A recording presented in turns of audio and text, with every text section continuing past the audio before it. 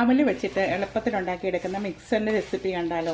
ഒരു 1/4 കിലോളം അവൽ എടുത്തിട്ടുണ്ട്. ഒരു പാനിലേക്ക് ചേർത്ത് കൊടുക്കാം. അവൽ നല്ലതായിട്ട് പേറ്റി അതിലുള്ള പൊടിയൊക്കെ കളഞ്ഞതായിരിക്കണേ. നല്ല ക്രിസ്പി ആയിട്ട് റോസ്റ്റ് ചെയ്തെടുക്കണം. എണ്ണയിലിട്ട് ചെയ്തെടുത്താലും മതി. അപ്പം അതിൽ കുറച്ച് എണ്ണ ഉപയോഗിച്ചാൽ മതിയല്ലോ എന്നോർത്താണ് റോസ്റ്റ് ആക്കുന്നത് കേട്ടോ. അവൽ നല്ലപോലെ റോസ്റ്റ് ആയിട്ടുണ്ട്. ഇതിങ്ങനെ പൊടിയുന്ന ഒരു പരുവാകുമ്പോൾ നമുക്ക് ഫ്ലെയിം ഓഫ്. വീണ്ടും അതേ പാനിലേക്ക് കുറച്ച് വെളിച്ചെണ്ണ ഒഴിച്ചു കൊടുക്കാം. വെളിച്ചെണ്ണ ഒഴിക്കുമ്പോഴാണ് കുറച്ച് ടേസ്റ്റ് കൂടുതൽ കേട്ടോ. ചതച്ച വെളുത്തുള്ളി തൊലിയോടുകൂടി ചതച്ചെടുത്താലും മതി.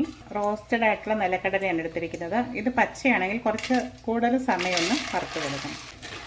3 ഉണക്കമുളകൊന്ന് കട്ട് ചെയ്തിട്ട് കൊടുക്കുവാണ്.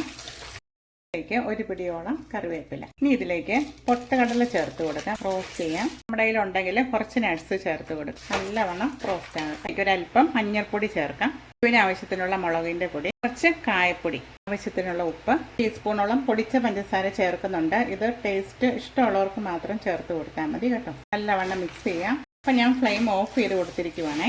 നമ്മൾ വറുത്ത് വെച്ചിരിക്കുന്ന അവലും കൂടെ ചേർത്ത് വെള്ള അവൽ വെച്ച് ചെയ്യുവാണെങ്കിൽ കാണാൻ കുറച്ചും കൂടി ഒരു ഭംഗിയായിരിക്കും. ഇത്രയേ ഉള്ളൂ. നമ്മുടെ അവൽ മിക്സ് ഒക്കെ നല്ല റെഡി ആയിട്ട് കിട്ടിയിട്ടുണ്ട്. നല്ല ക്രിസ്പിയാണേ. ഇത് തണുത്ത് കഴിയുമ്പോൾ ഒരു ബോട്ടിലോട്ടാക്കി നമുക്ക് സൂക്ഷിക്കാം.